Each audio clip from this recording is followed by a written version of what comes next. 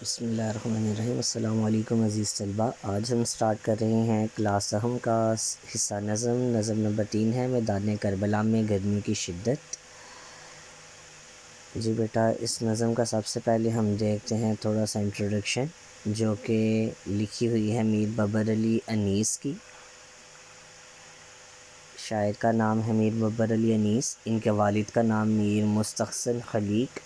شاعری بیٹا ان کو وراثت میں ملی تھی، یعنی کہ یہ ان کے والد بھی شاعر تھے اور ان کو یہ وراثت میں ہی شاعری ملی ہوئی تھی، اور یہ مرثیہ گوئی میں شہرت رکھتے تھے۔ بیٹا مرثیہ کسے کہتے ہیں؟ مرثیہ کہتے ہیں جس میں فوت شدگان کے متعلق یا ان کے متعلق بات کی جائے، ان کے واقعات کو سنایا جائے، ان کی شہادت کو بیان کیا جائے۔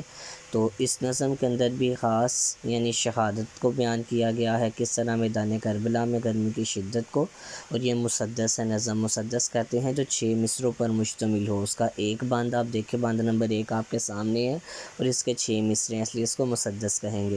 گرمی کا روز جنگ کی کیوں کر کروں بیاں، ڈر ہے کہ مثل شمع نہ جلنے لگے زباں، وہ لو کہ الخدر وہ حرارت کے العما، رن کی زمیں سرخ تھی اور زرد آسماں۔ اس میں بیٹا سب سے پہلے اسکرین پر دیکھیں، آپ کے سامنے موجود ہے، شعر بھی لکھا ہوا یعنی باند نمبر 1 بھی لکھا ہوا، 6 مصروں پر مشتمل ہے، اس لیے اس کو مسدس کہتے ہیں۔ اس کے الفاظ معنی ہے: روز جنگ، جنگ کا دن، کیوں کر کیسے، مثل شمع شمع کی طرح، لو گرم ہوا، الخدر اللہ بچائے، حرارت گرمی، العما خدا کی پناہ، رن میدان جنگ، زرد پیلی، آب خنک ٹھنڈا پانی، خلق مخلوق، خاک مٹی۔ اب میں اس بند کا مفہوم بیان کر رہا ہوں۔ پہلا مصرع ہے: گرمی کا روز جنگ کی کیوں کر کروں بیاں، یعنی جنگ کے دن کی گرمی کا حال میں کیسے بیان کروں۔ ڈر ہے کہ مثل شمع نہ جلنے لگے زباں، مجھے ڈر ہے کہ کہیں گرمی کی شدت سے میری زبان شمع کی طرح جلنے نہ لگے۔ وہ لو کہ الخدر وہ حرارت کے العما، اس گرم ہوا سے اللہ بچائے اور اس گرمی کی شدت سے خدا اپنی پناہ میں رکھے۔ رن کی زمین سرخ تھی اور زرد آسماں، میدان جنگ کی زمین سرخ ہو چکی تھی اور آسمان کا رنگ زرد پڑ چکا تھا۔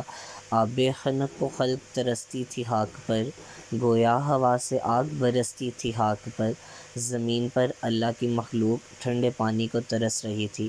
ایسا محسوس ہوتا تھا کہ زمین پر ہوا سے آگ برس رہی ہو۔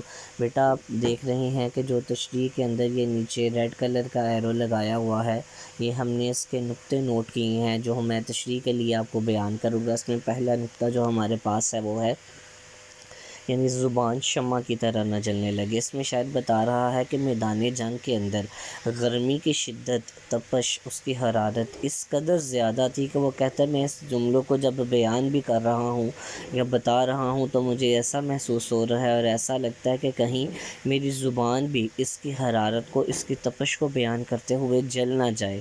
دوسرا نقطہ بیٹا ہمارے پاس ہے کہ زمین سرخ ہونا، یعنی اس میں بتایا جا رہا ہے کہ میدان کربلا کے اندر گرمی کی شدت اس قدر زیادہ تھی اور اس کی حرارت اس قدر تیز تھی کہ جب زمین کو دیکھا جائے تو زمین ایسے تھی جیسے کہ تپ رہی ہے، اور اس کا رنگ اس طرح لگ رہا تھا کہ جیسے وہ سرخ ہو رہا ہے، کس طرح کہ جیسے کسی چیز کو ہم آگ کے اوپر رکھیں اور وہ چیز گرم ہو کر تپنا شروع کرے تو وہ سرخ کلر میں ہو جاتی ہے۔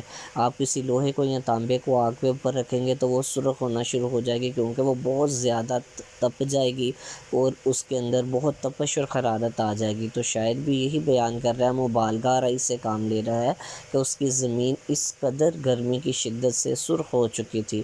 تیسرا نقطہ ہے بیٹا ہمارے پاس آسمان کا رنگ زرد پڑ چکا۔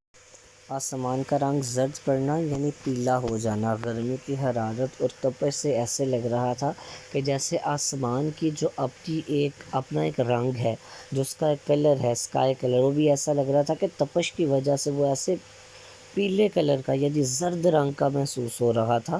گرمی کی حرارت کی وجہ سے اس کو بھی دیکھا تو وہ ایسے زرد رنگ کا نظر آ رہا تھا۔ تیسرا نقطہ ہمارے پاس زمین پر اللہ کی مخلوق ٹھنڈے پانی کو ترس رہی تھی۔ بٹ آپ کو پتہ جب گرمی کی شدت بڑھ جاتی ہے تو انسان کو پانی کی طلب زیادہ ہوتی جاتی ہے، تو وہاں پر گرمی کی حرارت اور تپش کی وجہ سے وہاں پر جو پانی موجود تھا وہ اس قدر گرم اور تپ رہا تھا کہ وہ پینے کے قابل ہی نہیں رہا تھا۔